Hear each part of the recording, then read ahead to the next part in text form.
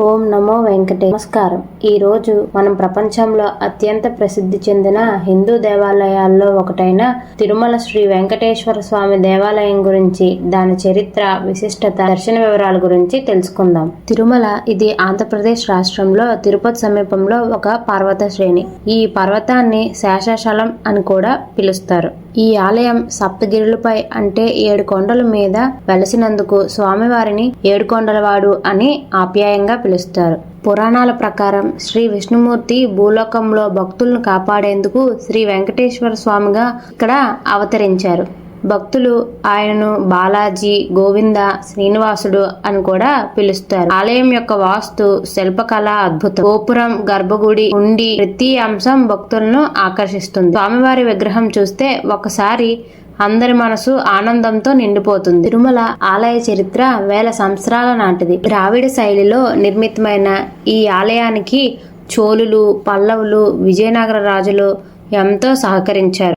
9వ శతాబ్దం నుంచి ఈ ఆలయం భక్తులకు ఆధ్యాత్మిక కేంద్రంగా మారింది. ప్రముఖ అల్వార్ సంతులు, అన్నమయ్య వంటి గొప్ప భక్త కవులు స్వామివారిని కీర్తించారు. అన్నమయ్య రాసిన సంకీర్తనలు ఈ రోజు కూడా తిరుమలలో వినిపిస్తాయి. తిరుమల ఆలయ చరిత్ర పురాణాలతో మొదలవుతుంది. వేదాలు, పురాణాల ప్రకారం శ్రీ మహావిష్ణువు భక్తుల రక్షణ కోసం కలియుగంలో శ్రీ వెంకటేశ్వర స్వామిగా తిరుమలలో అవతరించాడు. పద్మపురాణం, వేమన చరిత్రలు, వరహాపురాణం, భాగవతం వంటి గ్రంథాలు తిరుమల క్షేత్ర మహత్వాన్ని వివరిస్తాయి. కలియుగంలో లోక కళ్యాణం కోసం కశ్యప, ఆత్రేయ, గౌతమ, మార్కండేయాది మహర్షులు గంగానదీ తీరంలో ఒక గొప్ప యజ్ఞం చేయాలని నిర్ణయించారు. యజ్ఞం ప్రారంభించే సమయంలో నారద మహర్షి అక్కడికి వచ్చి ఈ యజ్ఞ ఫలాన్ని స్వీకరించి కలియుగంలో భక్తుల కష్టాలను తొలగించే దేవుడు ఎవరు అని ప్రశ్నించాడు. ఈ ప్రశ్నకు సమాధానం చెప్పలేక మహర్షులు త్రిమూర్తులలో ఎవరు గొప్పవారో పరీక్షించమని భృగు మహర్షిని కోరారు. భృగు మహర్షి త్రిమూర్తులను పరీక్ష చేసేందుకు బయలుదేరారు. అయితే అతని మనస్సులో అహంకారం కొంత ఉండటం వల్ల ఈ పరీక్షలో అనేక సంఘటనలు జరిగాయి.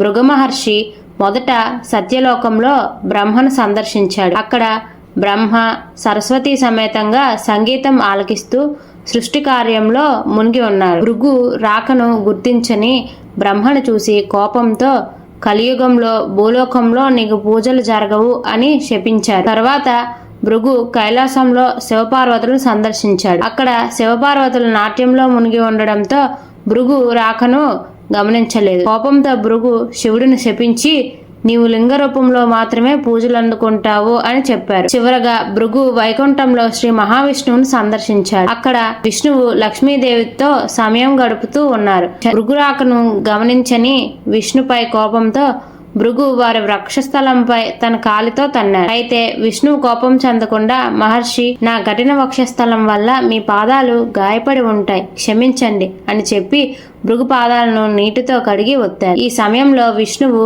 భృగు పాదంలోని అహంకారానికి కారణమైన నేత్రాన్ని అంటే కన్నును చిదిమేశారు. విష్ణువు యొక్క వినయం మరియు సహనంతో భృగు మహర్షి తన అహంకారాన్ని గుర్తించి పశ్చాత్తాపంతో విష్ణువు పాదాలపై పడ్డారు. తన తప్పును క్షమించమని వేడుకున్నారు. విష్ణువు సత్వగుణ సంపూర్ణుడని, కలియుగంలో భక్తులు కష్టాలను తొలగించే దేవుడుగా ఆయనను ప్రకటించారు. యాగఫలం శ్రీ మహావిష్ణువుది అని నిర్ణయించారు. భృగు మహర్షి వైకుంఠంలో శ్రీ మహావిష్ణువు వక్షస్థలంపై కాలితో తన్నడం చూసిన లక్ష్మీదేవికి తీవ్ర కోపం వచ్చింది. ఆమె ఈ సంఘటనను తన భర్త అయిన విష్ణువుపై అవమానంగా భావించింది. విష్ణువు భృగును క్షమించి అతని పాదాలను సమ్మానంగా కడిగి గౌరవించడం చూసి లక్ష్మీదేవి మరింత అసంతృప్తి చెందింది. ఆమెకు విష్ణువు తన గౌరవాన్ని కాపాడలేదని అనిపించింది.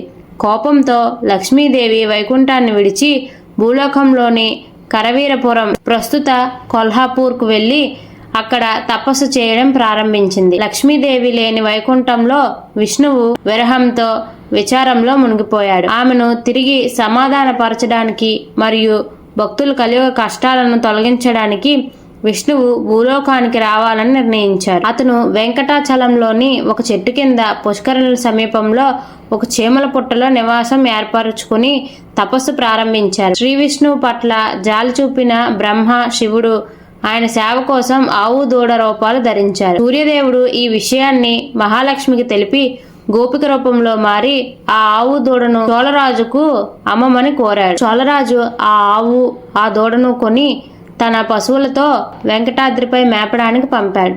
అక్కడ చీమల పుట్టపై శ్రీ విష్ణువును చూసిన ఆవు తన పాలతో ఆయన్ను పోషించింది. కానీ రాజమందిరంలో ఆవు పాలు ఇవ్వకపోవడంతో చోళరాణి గోపాలకుడిని తీవ్రంగా మందలించింది.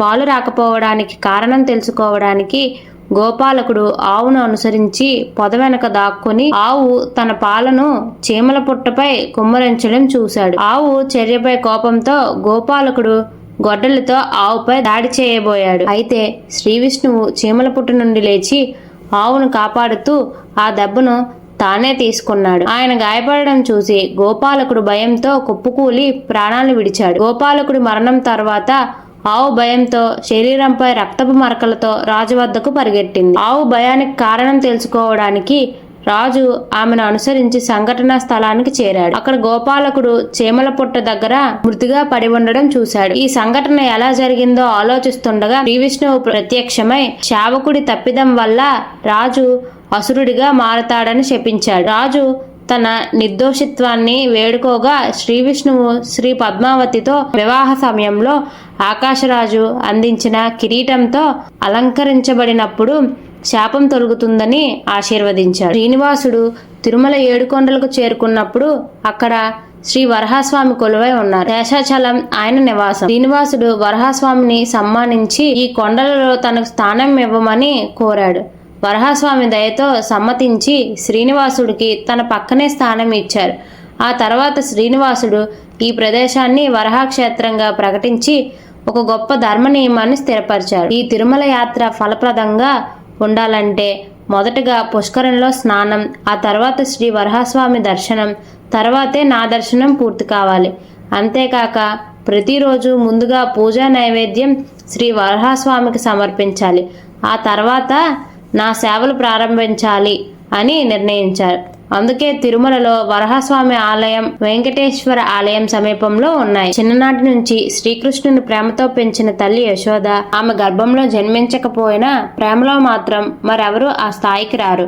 అయితే ఆమె హృదయంలో ఓ కోరిక దాగి ఉంది. ఆమె చేత పెంచిన శ్రీకృష్ణుడి వివాహాన్ని చూడాలని. కానీ దురదృష్టవశాత్ కృష్ణుడు రుక్మిణితో చేసుకున్న వివాహాన్ని ఆమె చూడలేకపోయింది. ఆ బాధ ఆమె మనసులో ఉండిపోయింది. అప్పుడే శ్రీకృష్ణుడు ఓ హామీ ఇచ్చాడు. తల్లి, నువ్వు నా తదుపరి అవతారంలో బకులాదేవిగా జన్మిస్తావు. ఆ జన్మలో నేను శ్రీనివాసుడిగా అవతరించి నీ సమక్షంలోనే నా వివాహాన్ని జరుపుకుంటాను అని చెప్పాడు. కాలం గడిచింది, యుగాలు మారాయి. శ్రీ మహావిష్ణువు శ్రీనివాసుడిగా అవతరించాడు. బకులాదేవిగా యశోద జన్మించింది. ఆమె అప్పటికి వరహాస్వామిని సేవిస్తూ ఉండేది.